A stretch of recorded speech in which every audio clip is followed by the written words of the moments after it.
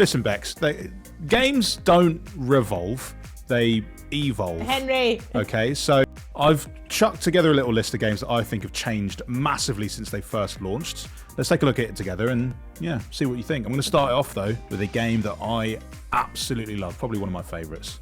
Right, can't wait to hear this. I think it's fair to say that in a world where people are walking around with flamethrower arms, that the most impressively upgraded thing in Cyberpunk 2077 might actually be the game itself. I mean, last year's 2.0 update was just a total system reboot, which saw this futuristic action RPG just come back better, faster, stronger in every single way. You're right, Henry. I mean, it's got upgraded vehicle combat, a whole redesigned upgrade or RPG system, and a much more dynamic police force. Stupid coppers. You never catch me. You never catch me. Plus, on top of all that, there's been the Phantom Liberty DLC, which added in a whole new area of Night City, as well as a noirish espionage-based storyline, starring the one and only Idris Elba. He's a mate of yours, isn't he? Yeah, I met him. He's alright. Actually, he's more than alright. He's very good at this. I mean, I just finished Phantom Liberty a couple of months ago, and wow, it could stand alone as its own game. It is that fleshed out. The story in it is brilliant. It looks great on Series X because it did have that next-gen update, so you can play it in 4K, the ray tracing mode, if you don't mind sacrificing some frame rate. But yeah, I mean, this game has just come on leaps and bounds since it first launched. I thought it was great back then. It's even better now, so much so that even BAFTA agrees with me and gave him the 2024 award for Evolving Game. So yeah, well done to CD Projekt. And of course, if you want to pick it up yourself, you can also grab the Ultimate Edition, which comes with everything you want to experience in Cyberpunk. It's worth noting, if you do just pick up the base game though, that all the 2.0 updates that Henry and I spoke about are completely free. Nice. Game Pass players were able to explore Grounded's shrinky-dink sandbox for way before the game's full release. But if you haven't been back to the yard since those early access days, you'll find that it is just crawling with new content. Updates like the Hot and Hazy and the Koi Pond gave players brand new biomes to explore, each full of fresh resources and some more creepy crawlies. Ugh. If none of that took your fancy though, the Make It and Break It update lets players come up with maps and modes of their very own. Sick. I think that's always a really great decision for developers, where possible, to include those kind of modes, because your strongest asset is always your player base, and players that love Grounded love being able to just generate new content for it. I mean, it writes itself at that point. It also just got its biggest update ever, the Fully Yoked update, which adds in that regal race of ant queens that you can actually decide if you want to befriend them or betray them, as well as a remix R mode, which lets players who have beaten the main game, because even though it's a survival game, it's open world, it's sort of open-ended, there is a sort of objective. If you do beat that, you can then hop back into the game in an alternate dimension and just really test out your skills. Genius. That's so sick. We would be amiss to talk about evolving games, Henry, without mentioning probably one of the most famous for it, No Man's Sky.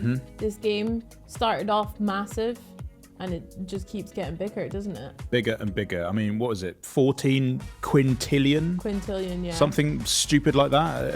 An incomprehensible number of planets that you can actually explore in this game across many galaxies.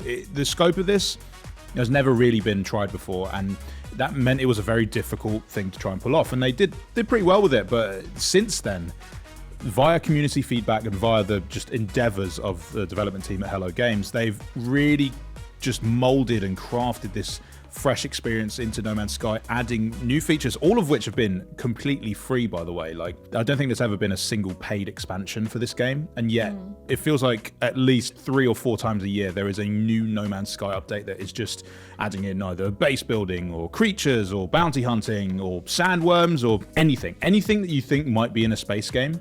It's probably here, so you should definitely check it out.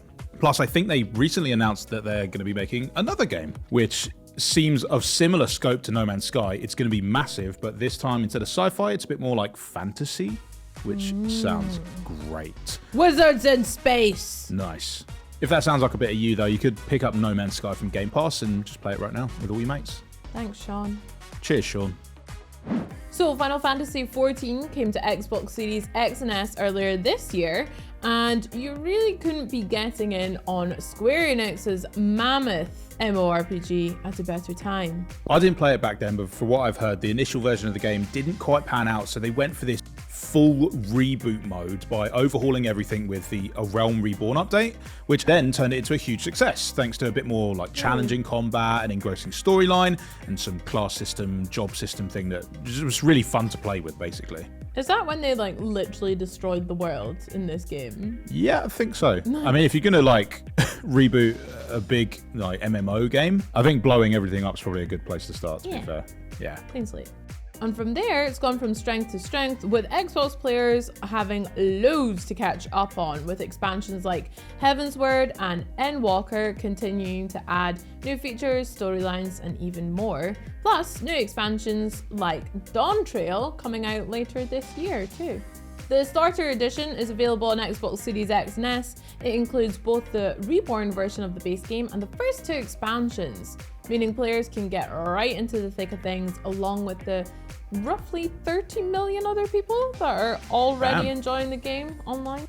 Whether you're returning after a long time away or you're just about to try Final Fantasy XIV for the very first time, then be sure to check out our beginner's guide video. Here you go. Also, let us know if there's any games that you'd like a guide with. Do you want a wee helping hand with something? Hit us up in the comments. Yeah, if anyone needs any help on Jedi Survivor, I'm happy to make an entire video about that. Don't you worry about it. Here's a game that originally released back in 2018, and actually, I feel like a lot of us owe Sea of Thieves our thanks, because this was the game that quite literally launched with Game Pass and set that new standard of being a first-party title from Xbox, day-and-date launch into Game Pass. And honestly, back then, the game was great fun. If you were sailing around with your mates or just tackling things alone in a sloop, it was awesome. But they decided it was not enough. They decided to just keep adding new things to do, new factions to work with, new modes to play in, and then some of the greatest sea-themed collaborations I think we've ever seen in a game as well. But if you haven't tried Sea of Thieves before, it is massive. There's so much to do. You are a pirate, so the sea is just your sandbox, your playground to operate in, and what kind of pirate you want to be is entirely up to you. And at this point of the game, 6 years later, there's just so much content to absorb and dive into. There are plunder passes if you love earning extra cosmetics. And like I said, those two collaborations, just so much fun, especially the Pirates of the Caribbean themed one. I mean, we streamed a bunch of that, and it's so well crafted. They clearly were able to work alongside Disney to really flesh out this vision of what would it be like if Jack Sparrow and the crew collided with the world of the Sea of Thieves. And it's awesome. It's a great way to experience a fun narrative, but also with some rock solid gameplay behind it as well. I think there's something to say as well. You're right. We've streamed it like pretty much from back in 2018, probably all the way up until now. It's still super enjoyable. It keeps getting nominated for like best evolving game or winning awards for it, that category as well. And it's just launched on brand new platforms. So there's so much life in the sea and in the thieves. This next one, there's probably no real surprise that we would include a wonderful Fallout game in this list when we're talking about evolving games. I mean, Fallout 76 was announced back in like an E3 presentation years ago. I think that might have been 2018 or 2019 too. I think it was 2019. No, it was 2018. Yeah, you're right, because I remember going to Gamescom that year, and they had this huge Fallout 76 booth where you could be like one of the first in the world to experience gameplay of it, and it was just so big for me back then, because it was at that time where I was really getting to Fallout as a franchise. And then they basically announced, oh, by the way, we're making a multiplayer version. I was like, oh my God, this is so good. And yeah, you're right. Even without the recent success of the show, this game has been evolving behind the scenes and with like major updates, new expansions all along anyway. So for people that are hardcore into 76, they've just been reaping the benefits of all of these new updates. Again, free as well. It's sort of a Fallout fan's playground. There's just great quests. I mean, Bethesda's writing team are some of the best in the world, and that really does come through in the quest lines for 76. There's some of the most interesting ones I've ever seen. I even just love the base storyline that you start with the Scorched and the Responders, and I think it's such a great way to be introduced into Appalachia and come up against some new and exciting foes. Plus, for some players, it's a fun exercise in learning how nuclear warheads work. This feels pointed, Henry. Maybe. Attention, citizens. Nuclear strike imminent. I've never done this. Shall I go, chat? What's gonna happen?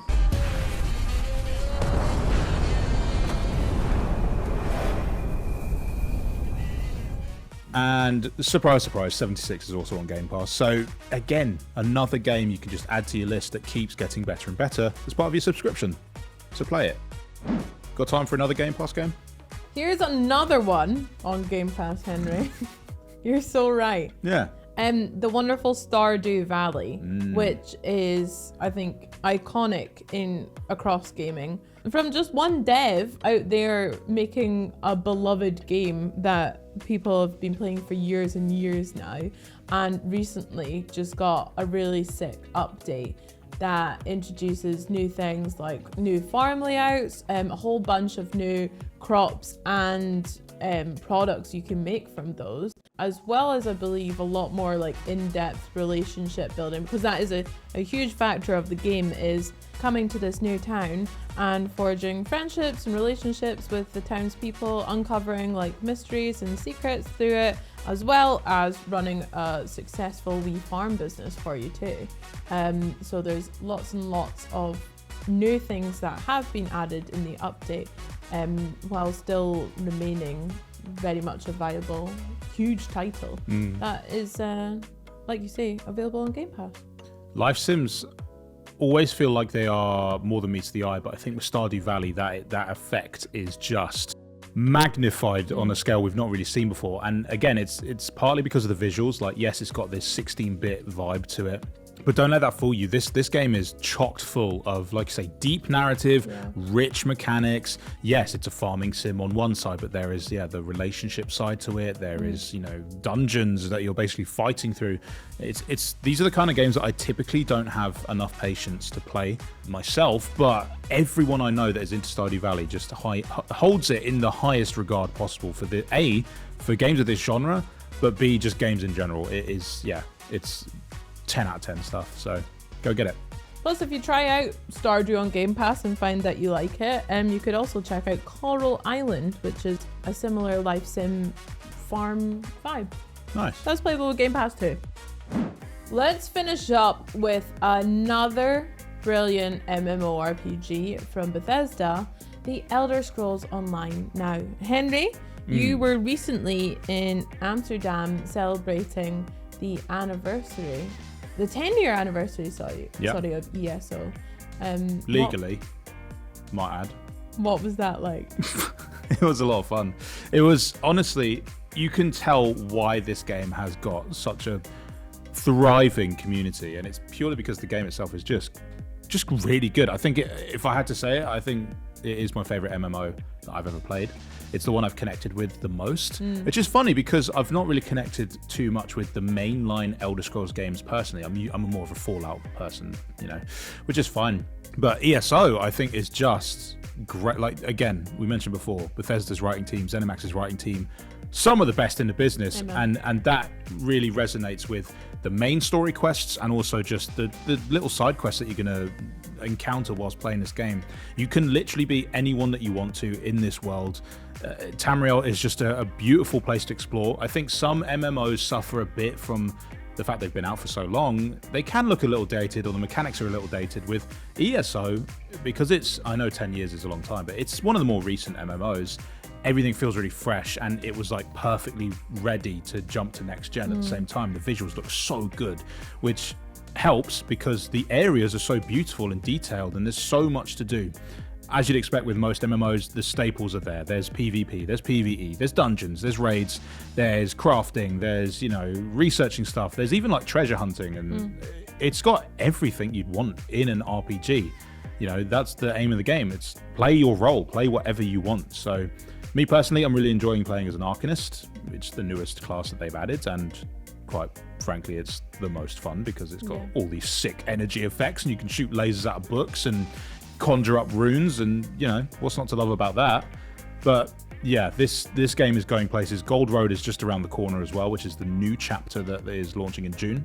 So now's kind of a perfect time to start playing just ahead of that, so you can dive straight into Gold Road's story when it does drop in June. But again, it's on Game Pass for console, so go try it out. Get leveling. Join our guild if you want as well. Yeah, we'll drop a little link below that you can search us up and look for us on EU Xbox servers. If you want to hear more about evolving games as well as new game releases, then be sure to subscribe to Xbox On. Yeah, and here's a challenge for you. Name a game that's evolved more than the ones we mentioned. I bet you literally cannot. Drop it in the comments, and we'll see you in the next video. Bye. Bye.